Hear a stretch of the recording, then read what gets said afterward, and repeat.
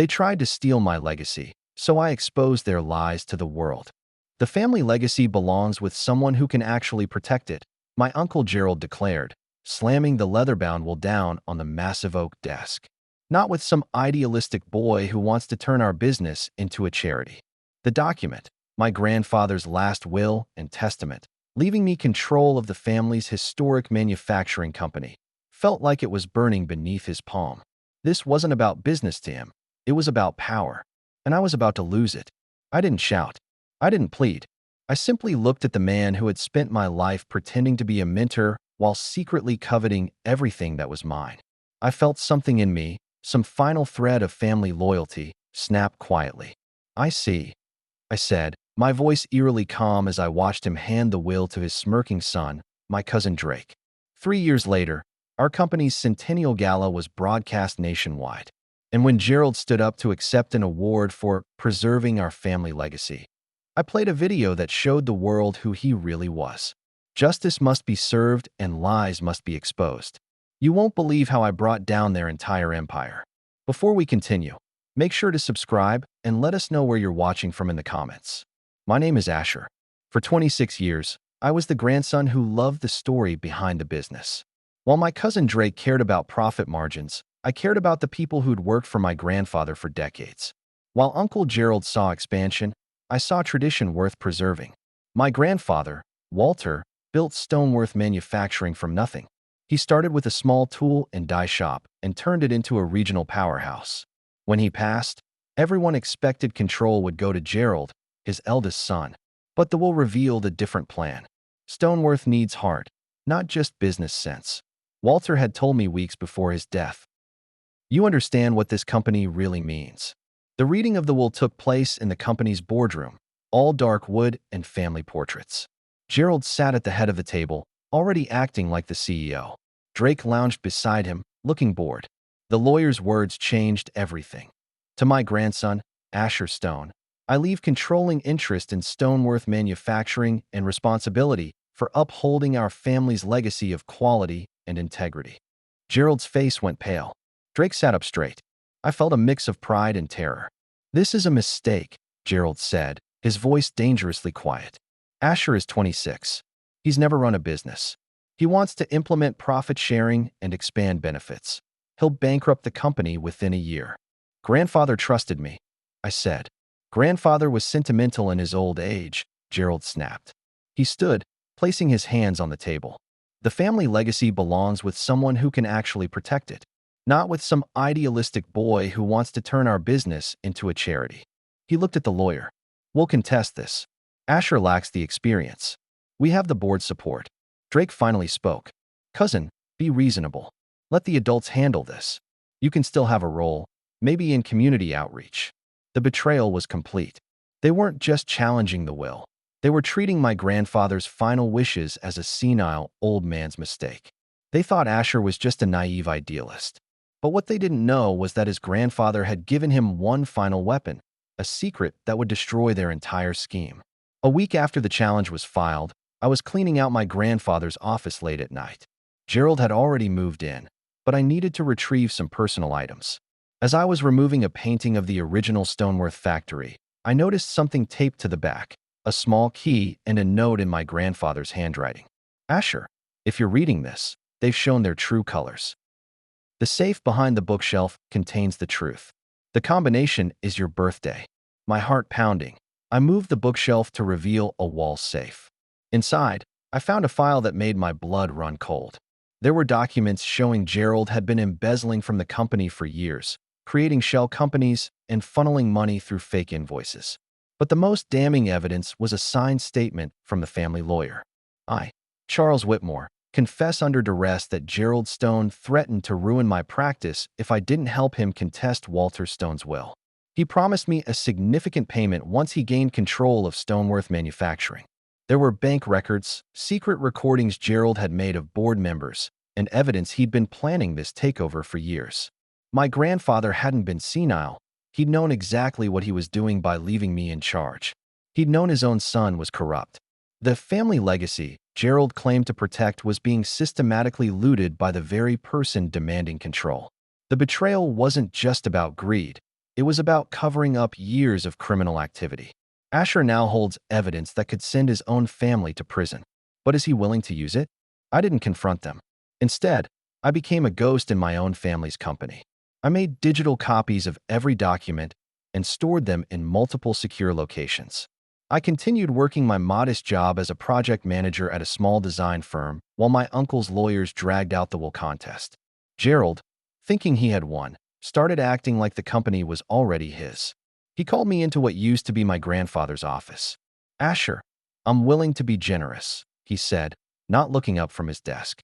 "Drop the challenge, and I'll give you a vice president title. You can handle the charity work you love so much." I recorded every word on my phone. "I just want what grandfather wanted, Uncle Gerald." He finally looked at me, his eyes cold. "Your grandfather was a great man, but he lost touch at the end. This company needs strong leadership, not sentimentality." I decided to test him. "The workers are worried about the rumored layoffs. The profit-sharing plan grandfather wanted will never happen," he cut me off. "Those people are lucky to have jobs. This is business, not a social club." Click. I had another recording from my collection. I hired a private investigator with the last of my savings. He dug deeper into Gerald's shell companies and found something even more shocking. Gerald had been selling Stoneworth's proprietary manufacturing processes to overseas competitors. He was literally selling the family legacy piece by piece. I compiled everything: the financial records, the lawyer's confession, the recordings, the investigator's report, into what I called the legacy file. This wasn't just about winning control of the company anymore. This was about exposing corruption that went to the very heart of everything my grandfather had built.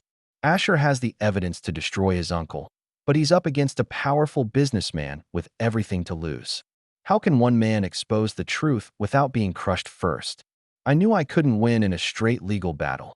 Gerald had too many lawyers, too many bought loyalties. So I planned my revenge like a military campaign. Midpoint hook. What my uncle never understood was that while he was focused on money, I had been building something more valuable: relationships. I knew every long-term employee by name. I understood the manufacturing process from the ground up. And I had my grandfather's trust and his secrets.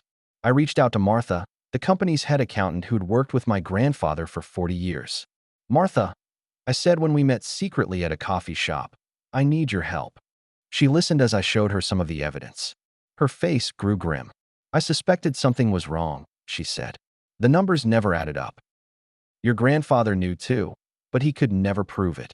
With Martha's help, we identified every loyal employee, every supplier who still respected the Stoneworth name. We worked in secret for months, building our case and our network. Meanwhile, I used my project management skills to plan the perfect moment for exposure. The company's Centennial Gala was 6 months away, a black tie event that would be covered by local media, attended by all the major business leaders in the state. Gerald would be there, accepting accolades and playing the part of the grieving son carrying on his father's legacy. It would be the perfect stage for his downfall.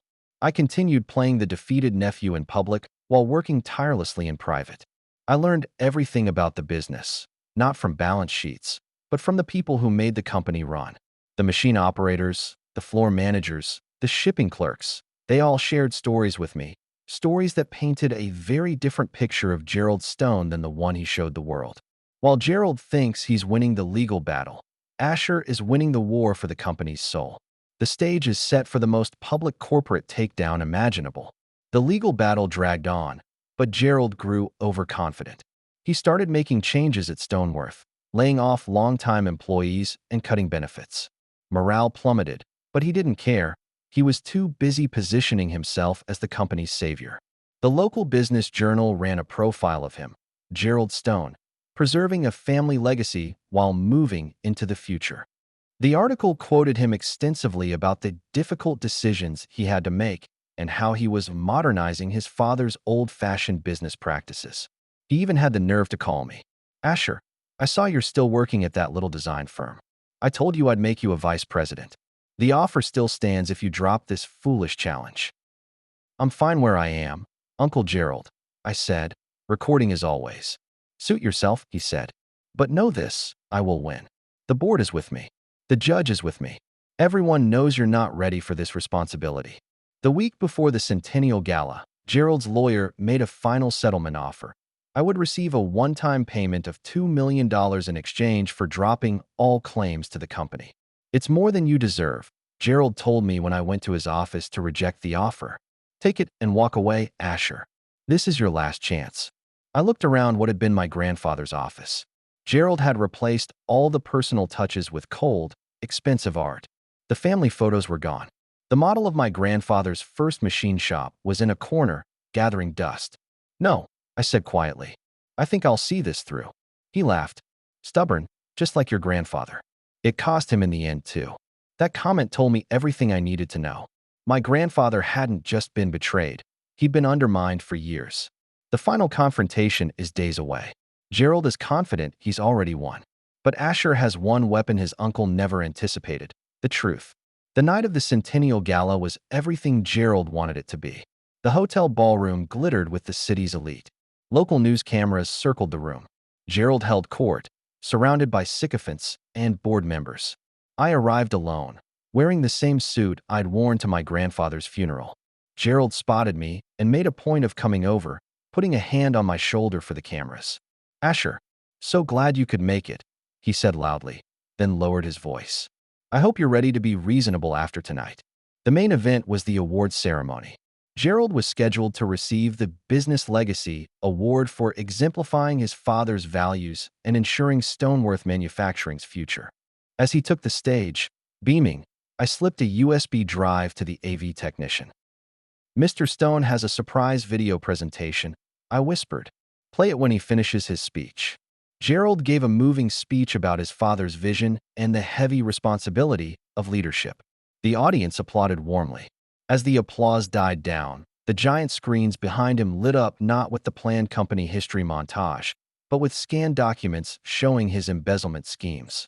A hush fell over the ballroom as the screens displayed bank transfers, fake invoices, and the signed confession from the family lawyer. Then audio began to play, Gerald's voice, clear as day. Those people are lucky to have jobs. This is business, not a social club. Chaos erupted. Gerald stood frozen, his award still in his hand.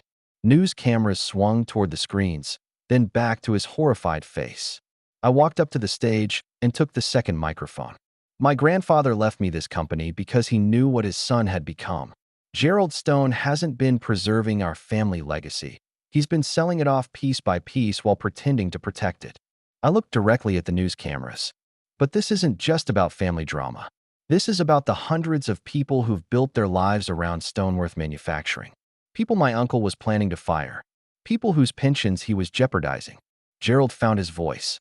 This is nonsense. Those documents are forged. Asher has been unstable since his grandfather's death. But it was too late.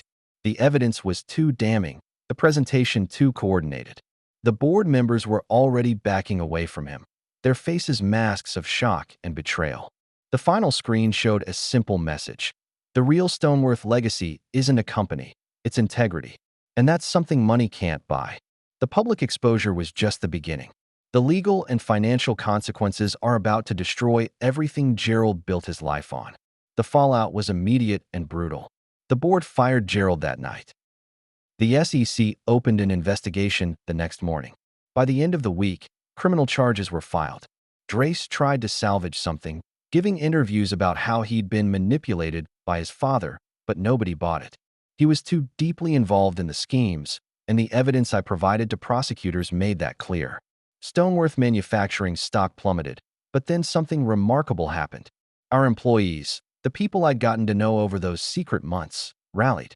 They gave interviews about the real company culture, about my grandfather's values, about how I was the one who understood what Stoneworth was really about. Suppliers and customers who had done business with us for generations stood by the company.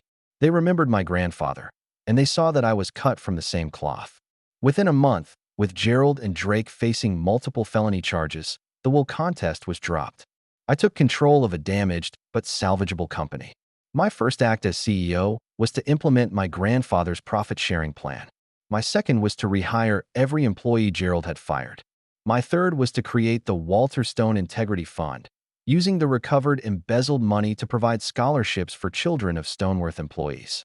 The local newspaper ran a story with the headline, "The Grandson Who Saved Stoneworth: How Asher Stone Exposed Corruption and Restored a Legacy." This time, the story featured quotes from factory workers, not board members. The company is saved and the corrupt are facing justice. But there's one final confrontation coming. The moment when Gerald must face the nephew he tried to destroy. Gerald came to see me after he'd been released on bail. He'd lost weight, and his expensive suit hung loosely on him. The arrogance was gone, replaced by a desperate exhaustion. "They're offering a plea bargain," he said, not meeting my eyes. 20 years. "I know," I said.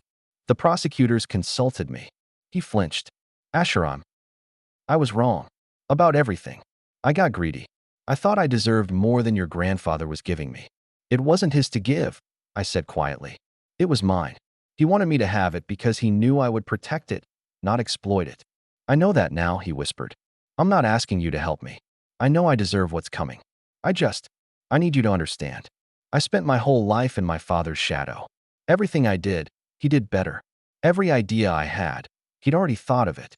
When he left you the company, it broke me."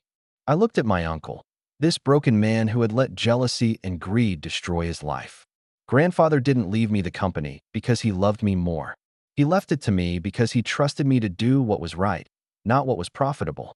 That was always your problem, Uncle Gerald. You never understood the difference." He finally looked at me, his eyes filled with tears. "Will you ever be able to forgive me?" "I forgive you for my own peace," I said. "But that doesn't mean there are no consequences. You tried to steal my legacy, but all you did was help me find my own strength. For that, I suppose I should thank you." It was the most devastating thing I could have said, acknowledging that his betrayal had ultimately made me stronger.